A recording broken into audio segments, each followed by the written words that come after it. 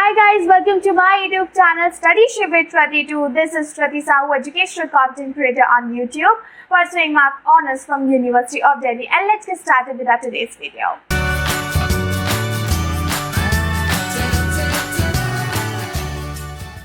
Let's get started with our today's chapter. तो अभी तक हमने ना complete कर लिया हमारा Constitution why and how.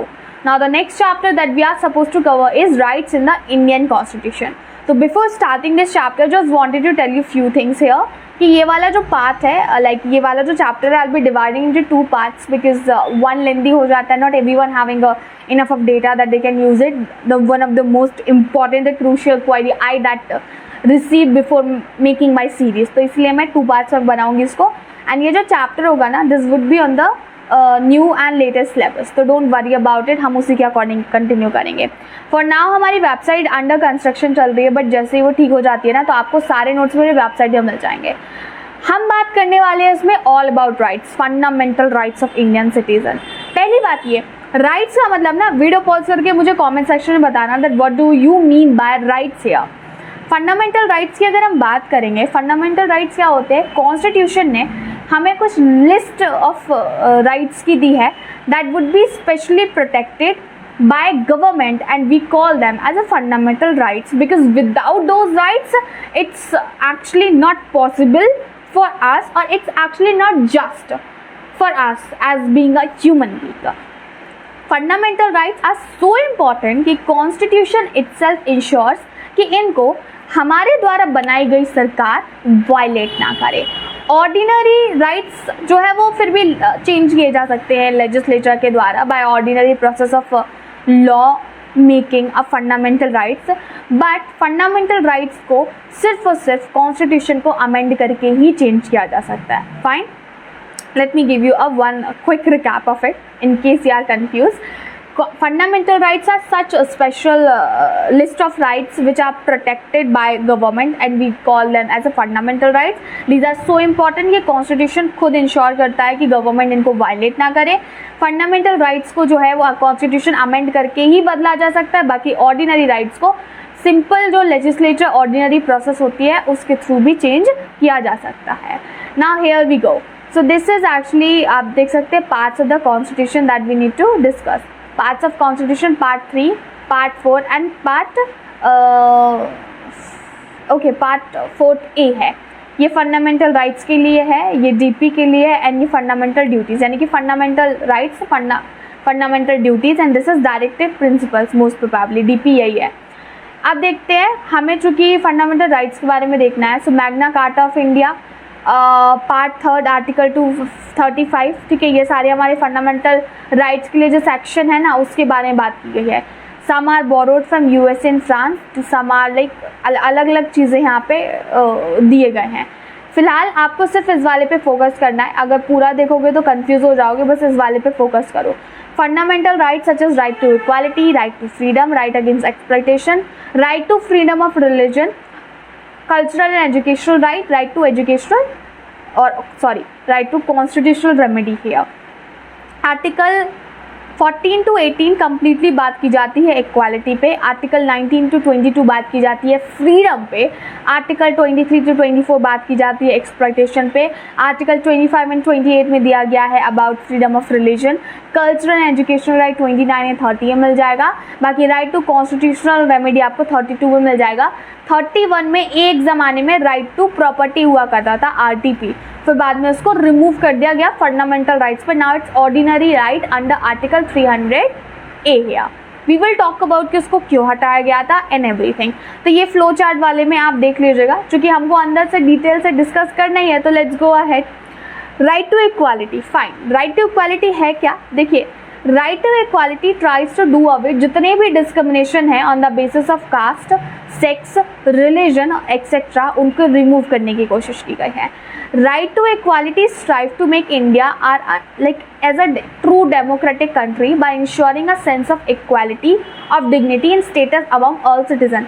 भाई चाहे आप हो चाहे मैं, कोई अमीर हो या फिर गरीब हो, कोई मैन हो या फिर कोई वुमेन हो, every person in India deserve to be treated equal, like as per the constitution context में बात कर रहे हैं तो आउट ऑफ इंडिया भी नहीं जाऊंगी, हम सिर्फ within context of India की बात कर रहे हैं. This is what is right to equality. Right to freedom क्या है आपका? Okay, right to freedom like इसमें आते हैं कई सारे राइट्स, जैसे कि right to life and personal liberty हर एक इंसान के पास है. कोई भी citizen can be defined his or her life except by procedure as laid down under the laws. So like no citizens can be defined his or her life except the procedure laid down under the law here. No one can actually arrested without being told the grounds कि भैया तुमको arrest क्यों किया जा रहा है.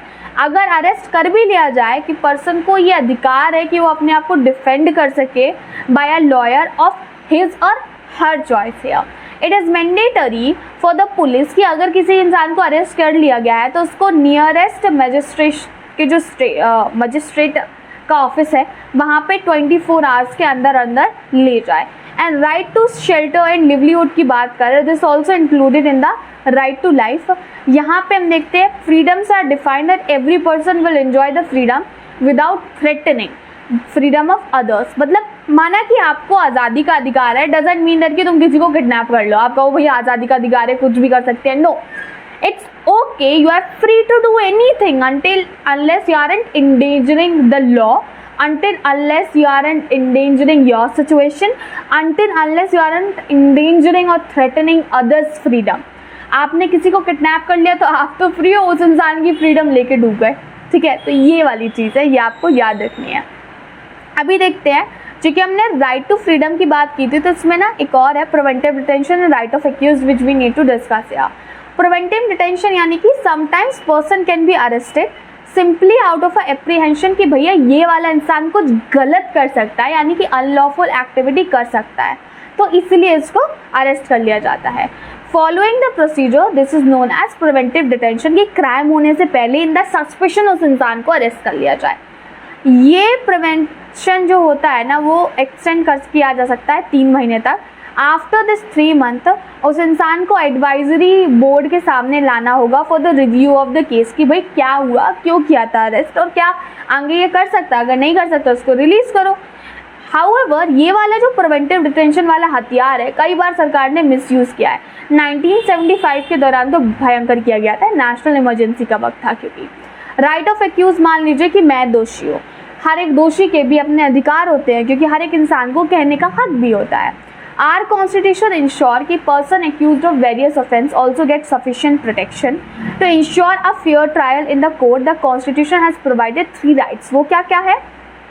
No person would be punished for the same offence for more than once. भाई आज मैंने अगर किसी का खून कर दिया या किसी को किडनैप कर लिया या चोरी चकारी कुछ भी कर ली, करना नहीं है मुझे, बता रही हूँ आपको, तो मुझे एक बार अगर पनिशमेंट मिल गई ना तो इन फ्यूचर बार बार इस बात पे अरेस्ट नहीं किया जाएगा. आज से 10 साल पहले जो तुमने क्राइम किया था ना उसकी सज़ा मिल रही है, मिल सकती है अगर पहले नहीं मिली होगी, अगर एक बार मिल चुकी है तो बार बार नहीं मिलेगी. And no law shall declare any action as a legal former back date here and no person shall be asked to give evidence against himself और हरसेल्फ हियर.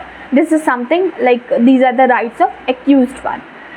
आगे देखते हैं फ्रीडम टू और like right to freedom of religion है. सभी को अपना religion प्रैक्टिसाइज करने की भी आज़ादी है.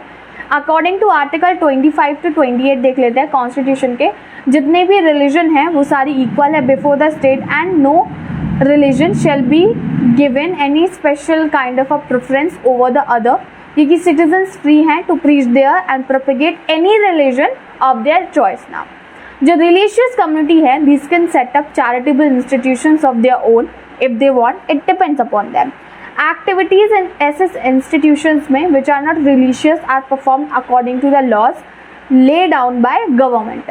No person should be compelled to pay tax for the promotion of a particular religion and state run institution can not impart education that is pro religion. मतलब ये मुस्लिम है, इसको एजुकेशन मत दो, ऐसा नहीं कर सकती है सरकार. सरकार किसी एक रिलीजन को प्रोटेक्शन नहीं दे सकती है. सरकार किसी एक रिलीजन से टैक्स इस बात पे नहीं ले सकती है कि हम तुमको प्रोटेक्शन देंगे, क्योंकि भाई हम इक्वालिटी की बात कर रहे हैं यहाँ पे. स्टेट के सामने कोई धर्म अलग नहीं है, every religion is equal before law here. So these are the things which you need to remember in to this right. Going ahead, which is going to be cultural and educational right. The article 29 and 30 के under आता है, any community which has a language and script of its own has the right to conserve and develop its thing. For instance कि मेरे area में बुंदेलखंडी बोली जाती है, बुंदेलखंडी, तो I have right to protect it. And gradually लोग भूल रहे हैं, कहीं ना कहीं ये बात सच भी है. लोगों को अब सिर्फ इंग्लिश की तरफ भागना है. They are forgetting their culture. And all those who are worried about कि भाई हमारा कल्चर कहीं ना कहीं पीछे छूट रहा है, people aren't paying attention to it, they have full right that they can preserve it. Okay, they actually can do a lot of things in order to conserve and develop those things. Sari minority, religious, linguistic can set up their own educational institution in order to preserve and develop their own culture here. And this is right against exploitation. Just a second. Fine. Right against exploitation की बात कर लेते हैं. तो right against exploitation which talks about prohibition of trafficking in human beings and forced labour under article 23. Under article 23 बताता है state that state can force people to do compulsory service for public services जब required होगी.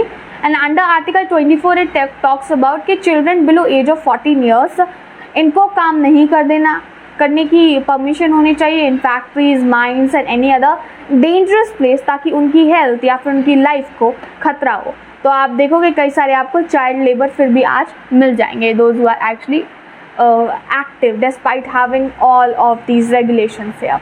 Right to constitutional remedy. अभी हमने जितने भी rights पढ़े ना, उन सब में से अगर किसी का भी वायलेशन होता है, actually you can move to the court. Or you can say right to constitutional remedy empowers citizens to move court of the law in case of any denial of fundamental rights or denial, let's say, not a denial. This procedure of asking the courts to preserve or safeguards of the citizen fundamental rights can be done in various ways. जैसे कि जो court है वो special Ritz भी issue कर सकता है rather than just saying. Writs क्या होता है? रिट्स का मतलब होता है special order pass to the subordinate. तो सुप्रीम कोर्ट के तो सारे सबॉर्डिनेट ही होगा यहाँ पर. Okay fine. तो वो रिट्स क्या है, कैसी है, this we are going to discuss into our next part of this video. Until then just wanted to say that stay connect with us, we will be covering this very सून. अगर कोई doubt है ना तो मुझे Instagram पे text कर लेना, otherwise you can also comment below this video. Connect with us on to our Telegram मुझे काफ़ी डिसेंट प्लेटफॉर्म लगता है. मतलब है तो नहीं है डिसेंट मतलब कि हाँ भाई आपको वीडियो जहाँ पे फाइल्स पे जाओगे तो सारी मैंने अभी तक जो फाइल्स यूज़ की लिंक मिल जाएगी, वॉइस नोट भी होते हैं, everything you will get it. So yup, stay connect with us. Studyship with Kriti 2 को जल्दी से सब्सक्राइब कर लेना. ये हमारा कम्युनिटी टैब है, यहाँ पे एक्टिव रहना. ये प्लेलिस्ट है, तो अगर चैप्टर का कोई पार्ट नहीं मिल रहा यहाँ पर जाकर आपको मिल जाएगा. I am creating playlist for almost every chapter which we are making here. Thank you so much for watching it. Let's meet into our next video, which is going to be for the part 2, rights in the Indian Constitution. Until then, bye bye, stay safe, stay at home.